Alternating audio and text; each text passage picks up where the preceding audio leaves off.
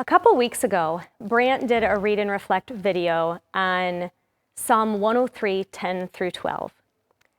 And I want to read that first as kind of a lead-in to what I'm going to share, because it's really powerful. And if you get a chance, make sure you go to our playlist for Read and Reflect and look up the Read and Reflect that he did on Psalm 103, 10 through 12. It says this: He does not treat us as our sins deserve, or repay us according to our iniquities. For as high as the heavens are above the earth, so great is his love for those who fear him. As far as the east is from the west, so far has he removed our transgressions from us. Then it goes on to say this in verses 13 and 14, and that's going to be our focus for today. It says, as a father has compassion on his children, so the Lord has compassion on those who fear him. For he knows how we are formed, and he remembers that we are dust. I love that it says that he knows how we're formed. It talks about the compassion that a father has for their children. The other day, my daughter came home from school, and I could tell that something wasn't quite right with her. And I asked her how her day was, and she said it was fine. And then as we got home, something happened, and I don't even remember what it was, but something happened, and she lost it.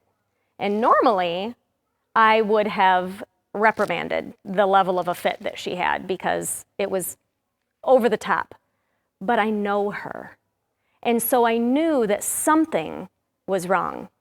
And we sat down, and I said, did something happen today?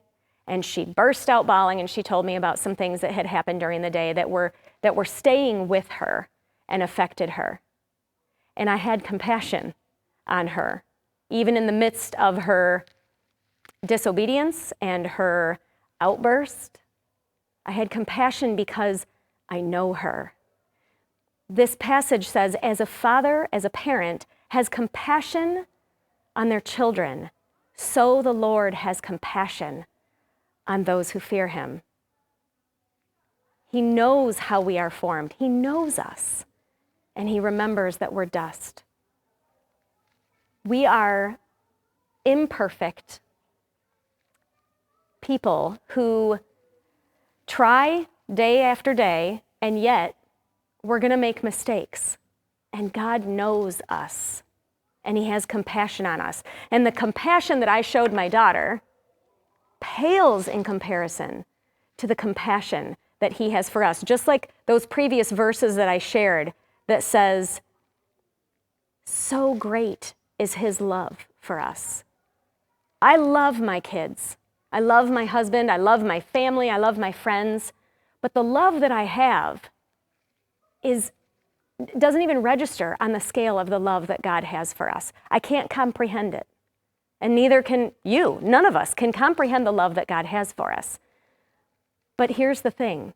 We know what God does for us and in us because of his great love. There's another part that I want to point out really quickly. It says, for those who fear God. What does that mean? Because there's this misunderstanding that we're supposed to cower.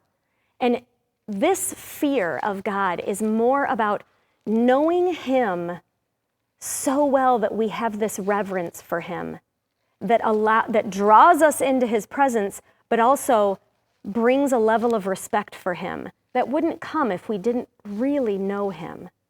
So this whole idea of fearing God is about knowing him, knowing his power as much as our brains can, knowing his compassion, knowing that he knows us, and letting that be the thing that moves us through our everyday. I hope that these passages and sitting and reflecting on God's great love for us, I hope that that's an encouragement for you today.